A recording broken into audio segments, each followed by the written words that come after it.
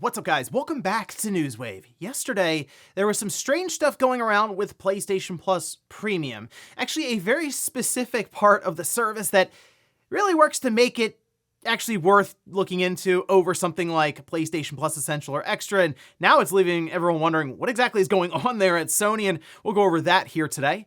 Also, we're going to be talking about Nintendo and their continued dominance in the marketplace with Japan, as we got the numbers for 2025, and it's actually quite ridiculous how much Nintendo and the Switch 2 is able to move the needle in that region. And we'll also be talking about Marathon, because we got the release date for it, the price point, all kinds of other things you can buy with it, but heading into 2026, people are just wondering how exactly this game is going to do it all. We'll go over that and more. Guys, if you enjoy these videos, make sure you hit that like button, helps out a ton. And if you're new here to the Spawn Wave channel, make sure you subscribe down below. Guys, we're every weekday morning, 8 a.m. Eastern time, going over all the gaming news, trying to keep you up to date. So even if there isn't a video that pops up for a notification, just know there's probably a video here for you in the morning. And we're going to start today with Nintendo of America's new president, that being Devon Pritchard, as, well, she made an appearance already. And I say already because while Doug Bowser did show up in Nintendo Direct eventually after he was brought on to lead Nintendo of America, he pretty much disappeared after that. We didn't see him much, at least not up until the Switch 2 launch and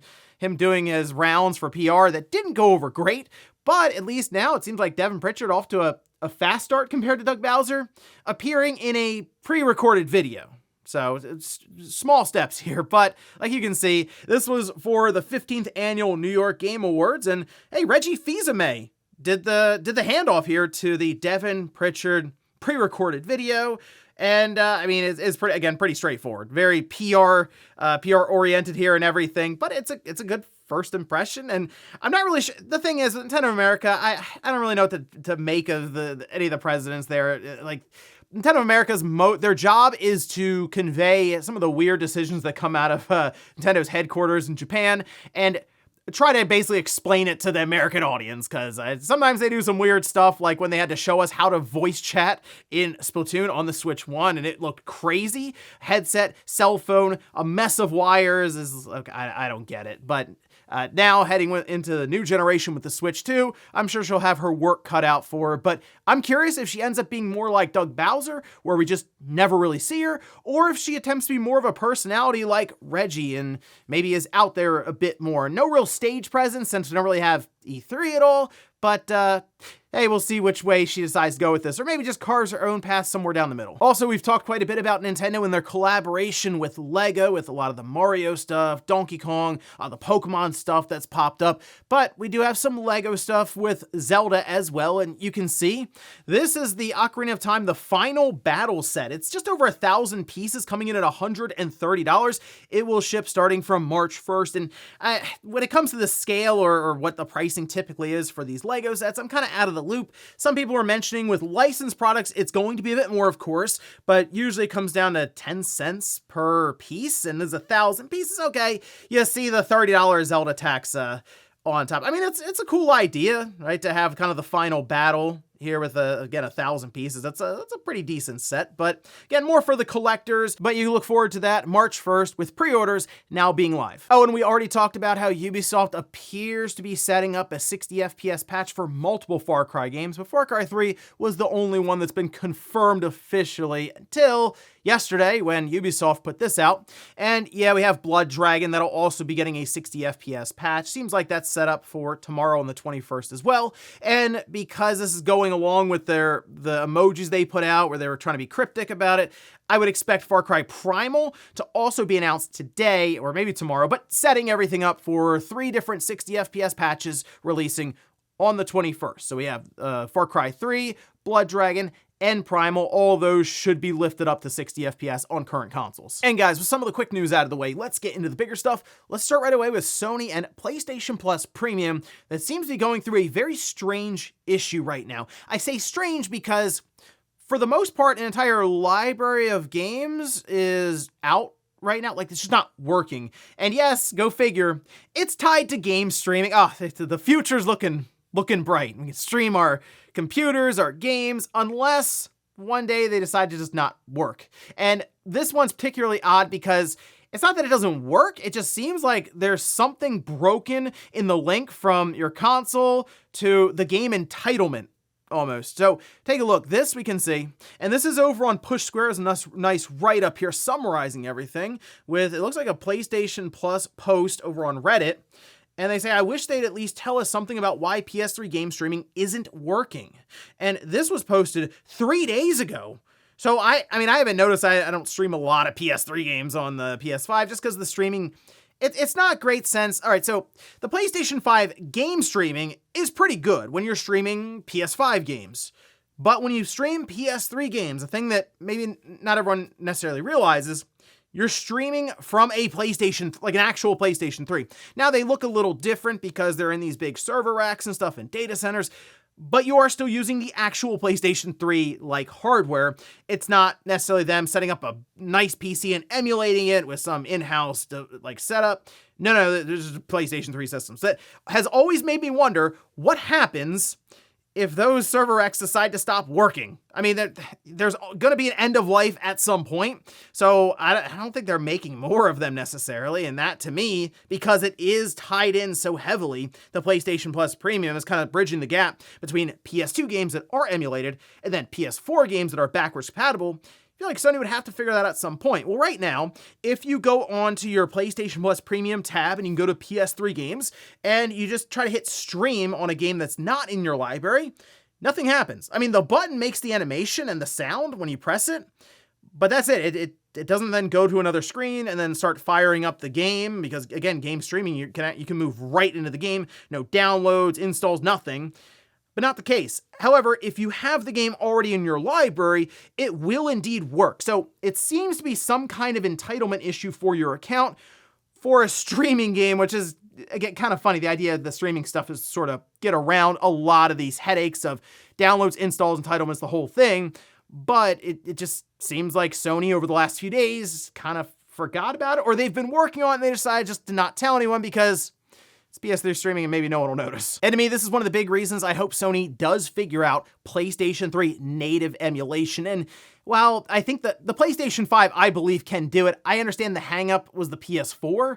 And then going into the PS6 someday with them tapping AI and doing all kinds of other stuff when it comes to image reconstruction, I do hope that part of this comes down to them saying, you know what, we'll have the CPU horsepower on the new system with the PS6, no issues there. Let's figure this thing out, because you keep streaming through the cloud, you're probably going to run into issues like these beyond just some kind of entitlement error to where the hardware stops working. Also, come on, some of those PS3 games, they're very crunchy now, and it wasn't a generation of great frame rate. So let's be honest about that. I would love to see some of those PlayStation 3 games cleaned up, running at a higher frame rate, because I think they would age pretty well. I mean, there's some classic titles from back then that are still only on the PlayStation 3. I'm thinking of some of the older Infamous as a big one there. Even like Heavenly Sword was up on streaming. That's the one I tested it with, and I was like, oh yeah, Heavenly Sword would be kind of fun to go back to with higher frame rate, better resolution, the whole thing. I think it would look pretty good. So here's hoping Sony figures it out, but at least for now, I don't know, streaming is just broken, and maybe Sony will give us an update at some point. Next up, let's talk about Nintendo in Japan, which is a market that they have dominated quite a bit when it comes to the sales side with consumer electronics and video games, and 2025 was no different. In fact, they actually grew the market quite a bit because of the Switch 2. Now, we can see this over on VGC, where they say the Switch 2 sold 3.78 million units in 2025, making it Japan's fastest selling console ever, and accounting for more than half of all home consoles sold that year. I also want to make a note while we're talking about the hardware sales here, it did pass the GameCube just the other week. Lifetime sales of the GameCube in Japan were passed in 6 or 7 months. It happened very quickly. Once the Switch 2 got beyond 4 million consoles sold, I mean, that was going to be it. That's about where the GameCube was sitting lifetime. The Switch 2 rolled right through that, no issues. And this is for the 21st consecutive year. Nintendo games dominated the best-selling physical games chart, with Switch and Switch 2 games taking 9 of the top 10 places and likely 18 of the top 20. As a result, Japan's domestic games market is estimated to have grown from 301.32 billion yen in 2024 to 418.13 billion yen in 2025, or roughly nearly a 40% jump. VGC did also list the top 10 games here, according to Famitsu, for 2024 in Japan, with Mario Kart World at the top, 2.668 million units sold. Not surprising, it was the go-to for a lot of people with the Switch 2 system. I mean, there's an entire bundle for it, but also it's a new Mario Kart. It's going to sell well. It's going to draw a lot of attention. But then look at spot 2 and 3.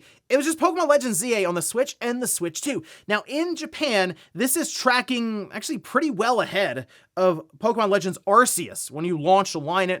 Not too shocking, though, as it did have the holiday season, whereas Arceus launched earlier in its year. Still, though, being more than 100,000 or so units ahead launch a line, that's pretty impressive for Legends ZA. Monster Hunter Wilds, though, kind of breaks up the Switch party here with the PS5, 838,000, and then Mario Party Jamboree, 498,000, Donkey Kong Bonanza, Kirby Air Riders, which is that, hey, 424,000, that's not bad for that. Minecraft, still popular, Mario Kart 7 Deluxe on the Switch, and then Dragon Quest 1 and 2 HD 2D Remake on the Switch 1. So shocking no one, Japan really likes Nintendo, really likes the Switch, really likes the Switch 2, it being the fastest selling system in the first year, despite coming out halfway through the year in June. I mean, that's impressive stuff, and Nintendo knows that's why they have that specific Switch 2 that's region locked, that's cheaper, because they understand that Japan buys into their systems every single time. I mean, even the Wii U did well enough, that better than you'd expect, I'll say, in Japan. But after seeing the Switch 1 and how it's closing in on 40 million systems sold in Japan alone, which is like mind-blowing stuff. Clearly, they want to make sure the Switch 2 would be off and running quickly, and price is the big determining factor right now for pretty much everyone, so make sure it's more approachable, but also region locked so it doesn't get bought up like crazy and then shipped overseas and scalped all over the world. So Nintendo did figure out Japan, and they have a good strategy there. So the big question is going to be when we get that financial report here in a few weeks, where are they with their 19 million projected amount for systems? And this past holiday will certainly be a big indication if they'll be hitting that goal or if they'll have to lower their forecast a bit. But if they do hit 19 million, that's an incredible start for the Switch 2. Next up, let's talk about Marathon, as we did get the release date for this game, and we can see over on PlayStation Blog, it's coming out March 5th. There will be a standard edition that'll be $40 and a deluxe edition for $60. There's also a collector's edition at $230 that comes with the game and looks like a statue and a bunch of other things with it. I mean, I know Marathon is it's a franchise it's not new technically. It's been around for a long time, and it's getting a revival. The collector's editions for franchises that are kind of new. I mean, it's basically new to people now, right? I don't know, maybe people are like, oh, finally, this Marathon. It's not even the same kind of game, being an extraction shooter. I don't know, having a big collector's edition and stuff. Hey, I mean, they'll see how it does then, I guess. But they do have a collector's edition without the game code for $170. And I think that's smart on their end because, I mean, maybe people really get into the game for the first month or two. And you know what? I do want that statue. I'll go ahead and buy it. And I don't need to get an extra copy of the game. That makes sense to me to have that at least available as an option.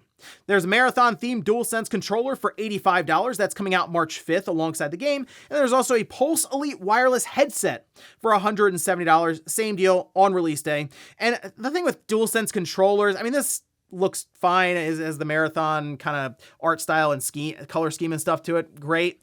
I use the DualSense Edge controller, and I've realized that's the controller I use. So if I buy a special edition or custom controller, it's probably going to be something I put up on the shelf or in a stand and just look at it, and that's kind of it. Even doing multiplayer stuff, I go, no, let's get the basic DualSense because I don't want you to scuff up the nice Astrobot controller, Spider-Man 2, and then I go, wait, hold on, that just defeats the purpose of a controller in the first place. So I really haven't bought many like custom or special edition DualSense controllers or anything until they get me for, I don't know, some big game that I'm really into down the road, and we'll see if that happens. But at least for now, DualSense Edge for me, like all the way. But with Marathon, this is going to be an interesting one. I've seen some people kind of coming around on this, and I don't know if it's because the extraction shooter itself is being more accepted after Arc Raiders that, I mean, I think really sold a lot of people on that genre, myself included. I have fun with Arc Raiders, but Marathon's a little different. First person kind of Bungie shooter, so We'll see how that approach goes for them. I mean, March 5th, it's already jumped into the top 5 on Steam with pre-orders going live yesterday. So clearly there are people buying it up, and I don't think it's going to launch to like low numbers or anything, but will it be able to reach the heights of Arc Raiders? That's something we'll have to wait and find out for here in a couple of months starting in March. And in our last bit of news, let's talk about 007 First Light. It was originally going to come out in March, but it got pushed a couple of months to the end of May. However, there was something that happened a week or so ago that was kind of weird. They put out some of their minimum and recommended system requirements on PC, and it was all over the place. It listed 32 gigabytes of RAM, and we know how that's going right now. But then they also had like a high amount of VRAM that was required, but then said a 3060 Ti that had 8 gigabytes of VRAM and didn't line up. Well, now they have a new set of system requirements, and in fact, you can see the message here they put out, where they say, we are providing today an update to the PC system requirements for 007 First Light. After the community flagged some inconsistencies in an earlier version of the listings, they mentioned that the mistake was due to internal miscommunication leading to an older version of the specs to be shared. All right, so they updated and, okay, now we have 16 gigabytes of RAM, 6 gigabytes of video RAM, 80 gigabytes of storage. What are you gonna do? Some of these games are 150 gigabytes now. But even looking at the processors, a Ryzen 5 3500, a GTX 1660, or an RX 5700 on the GPU side, going up to 60 FPS though at 1080p. You do push up to a Ryzen 5 7600. Okay, we have an RTX 3060 Ti or an RX 6700 XT. And again, 16 gigabytes of RAM, 8 gigabytes of VRAM. And the one thing I've noticed though, some of these publishers and developers, I think, are becoming much more aware that these system requirements are being scrutinized quite a bit now, especially with the market and how RAM is getting more and more expensive. We're hearing about GPUs getting discontinued and older ones are coming back, and it's all over the place currently for PC gamers. So targeting and optimizing even your game for older hardware, or like having the system requirements just be lower and spend more time optimizing it, makes a ton of sense heading towards launch. And I don't mind that. I like the idea, actually. That's the one, to me, benefit of the market currently, because it would force publishers and these developers to spend more time optimizing their games to work on weaker systems, which means if you have a decent or good system, it's going to work really well there. And that's my one hope coming out of this. It's like, maybe we get to a point where that's just a normal practice. It's like, let's go for the lower end hardware, and then our game will just be awesome on even just like basic stuff for the most part. So at least here, 007 First Light, no, you don't need 32 gigabytes of RAM to play it, and their system requirements look much more reasonable now. And before we go to the comment of the day, we'll take a look at the poll that I posted up yesterday, which is Game of the Year Madness. That's day 25. I did put out an updated look, the final 8, the Elite 8. That bracket is currently up on the community page here, the post. But we can see Hades 2, just rolled right over Metal Gear Solid Delta, no questions asked, 68% versus 32%. Of course, Hades 2 being one of the big frontrunners, one of the big favorites even to win the whole thing. And we are getting down to a handful that will probably go at it in the final 4 here soon. But Hades 2, man, has not flinched at all going through this bracket. It's just like one after the other for it. And we'll finish up with the comment of the day, as you're seeing here. This is from Stash, who says, Visual Studio has the AI built in the ID by default now. And look, that's the other thing with all this. As these tools continue to get worked on and updated and these different platforms, what happens when AI it's just part of it. It could be a video editor that you use to put together trailers or promotional material, and here comes Premiere or any CapCut or whatever, and AI is just part of it. There's a little tab, or it'll even tell you, hey, I got this one. Don't worry, human. I'm going to go ahead and set this trailer up for you. Or as you're mentioning with development software, maybe AI works to even finish lines of code, predict it for you, and you press space, and oh, look, it typed out what I was already going to do, and it's saving me time. Does that need AI disclosure? If Unreal Engine has AI added in, intertwined by default, like you can't remove it, does that mean that every game that's built on Unreal Engine should have the AI disclosure? That's kind of the sticking point right now. That's how generalized do we want those tags to be? Do we want to divide them up to where it's like the tools use AI or AI driven, but not the artwork or anything generative that you see in the game?